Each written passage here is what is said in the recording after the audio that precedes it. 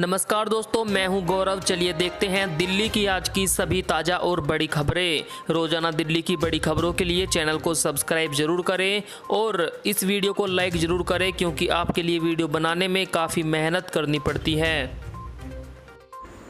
दिल्ली के मुख्यमंत्री अरविंद केजरीवाल ने उपराज्यपाल अनिल बैजल के साथ की कोरोना की तीसरी लहर पर चर्चा।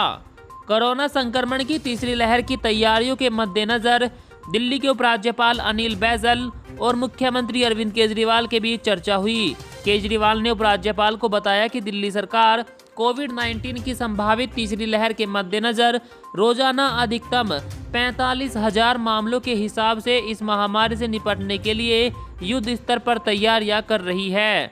एक बयान के मुताबिक दिल्ली सरकार बुनियादी स्वास्थ्य के क्षेत्र में जो तैयारियां कर रही है उसे रेखांकित करते हुए सभी व्यापक तैयारियों पर एक समग्र प्रस्तुति दी गई।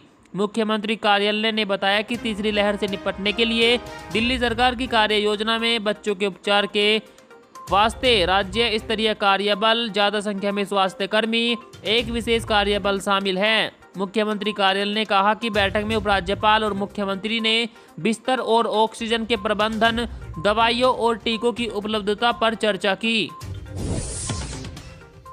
दिल्ली में कोरोना मामलों में गिरावट का सिलसिला जारी, लेकिन मंडरा रहा तीसरी लहर का खतरा।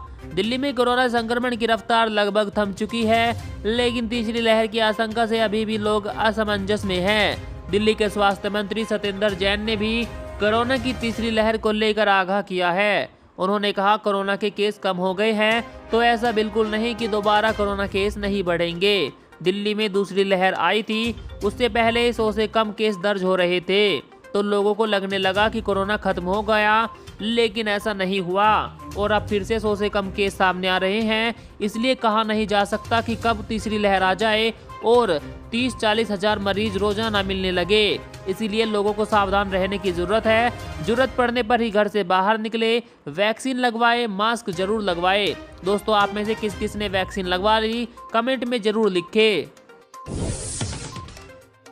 और बीते 24 घंटों के दौरान दिल्ली में क्या है कोरोना की स्थिति, आइए डालते हैं एक नज़र। बीते 24 घंटों में दिल्ली में कोरोना के 124 नए मामले सामने आए। इस दौरान 7 मरीजों की मौत हो गई। 24 घंटों में 72,670 टेस्ट हुए थे। दिल्ली में संक्रमण दर 0.17% है। होम आइसोलेशन में 600 मरीज इलाजरत है। एक्टिव कोरोना मरीजों की संख्या पूरी दिल्ली में 2091 हो गई है। दिल्ली में कोविड प्रोटोकॉल तार-तार, हाईकोर्ट की टिप्पणी के बाद व्यापारी घबराए, आज बुलाई महापंचायत। बाजार में बढ़ रही भीड़ और कोविड प्रोटोकॉल का ठीक से पालन नहीं होने से व्यापारियों की परेशानी दिल्ली में भी बढ़ गई है। अदालत के एक आदेश के बाद इसे लेकर व्यापारी भी गंभीर हो गए हैं। दरअसल उन्हें एक बार फिर लॉकडाउन के आसार दिखने लगे हैं। दिल्ली सरकार ने भी अनलॉक 3 के दौरान इस तरह की चेतावनी दी थी।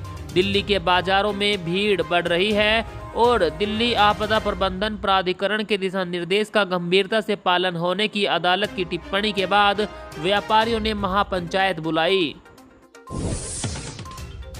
दिल्ली में महसूस किए गए भूकंप के झटके।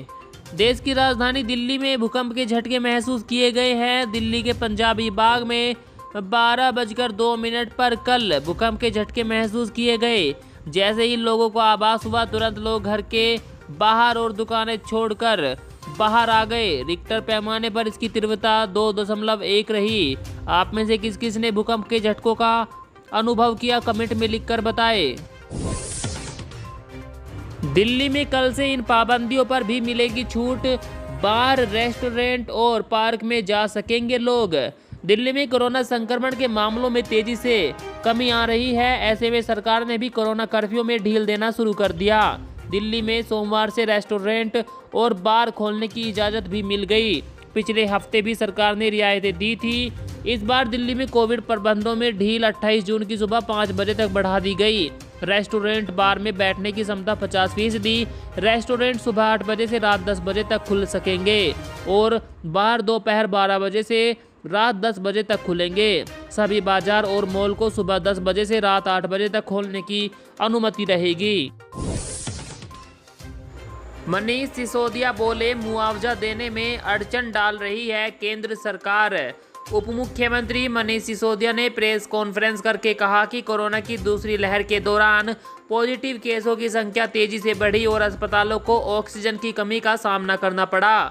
ऑक्सीजन की कमी से अस्पतालों में कुछ लोगों की मौत भी हुई। दिल्ली सरकार ने इस मामले में फैसला लिया था कि ऑक्सीजन की कमी से जिन लोगों की मौत हुई थी उनके परिवार वालों को 5-5 लाख रुपए की राशि मुआवजे के तौर पर देंगे। इस मामले में कोर्ट के आदेश के बाद दिल्ली सरकार ने मेडिकल एक्सपर्ट की एक कमेटी का गठन किया जो अस्पताल के डेटाबेस द्वारा इस बात की पुष्टि करेंगे कि मरीज की मौत ऑक्सीजन की कमी से हुई या कैसे हुई। उसके बाद मृतक के घर वालों को जल्द से जल्द मुआवजा दिया जाएगा।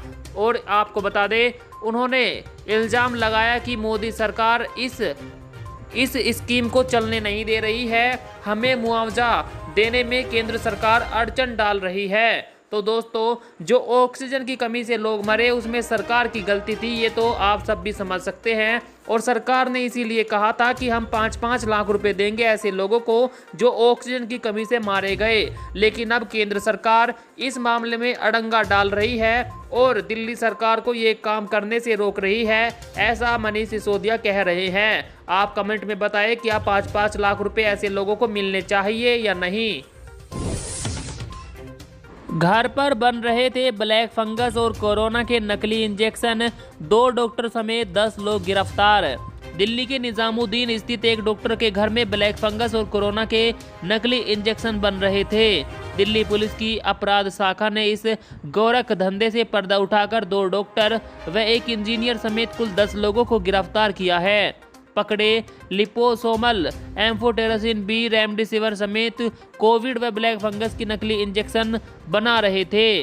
पुलिस ने आरोपियों के पास से कुल 3293 इंजेक्शन, हाई क्वालिटी की रंगीन फोटोस्टेट मशीन, इंजेक्शन बनाने का कच्चा माल, लैपटॉप व अन्य सामान बरामद किया।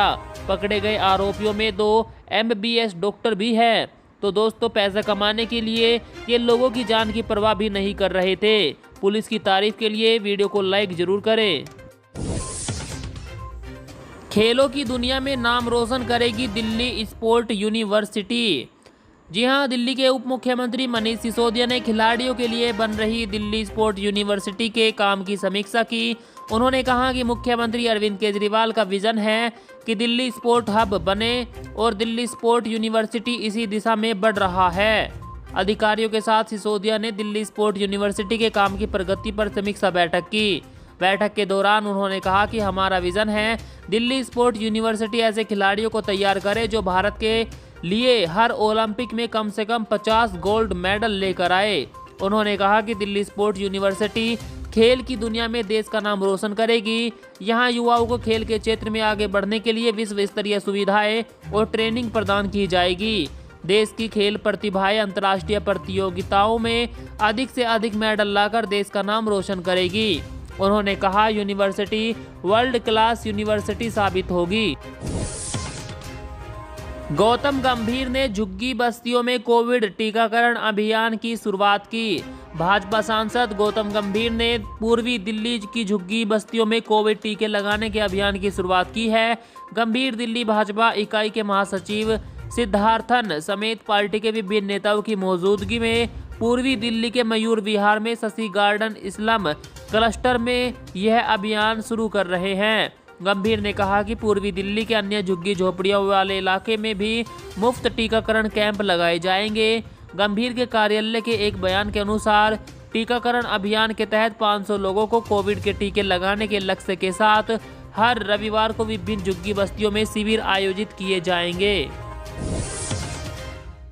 मुख्यमंत्री केजरीवाल ने लॉन्च किया योग का डिप्लोमा कोर्स। बोले, अक्टूबर से दिल्ली को मुफ्त मिलेगा इंस्ट्रक्टर। अंतर्राष्ट्रीय योग दिवस से पहले दिल्ली के मुख्यमंत्री अरविंद केजरीवाल ने बड़ी घोषणा की। केजरीवाल ने सेंटर फॉर मेडिटेशन और योग विज्ञान सेंटर की शुरुआत की। उन्होंने दिल्ली में मेडिटेशन और योग विज्ञान में 1 साल का डिप्लोमा कोर्स शुरू किया, जिसमें 450 छात्रों ने एडमिशन ले भी लिया।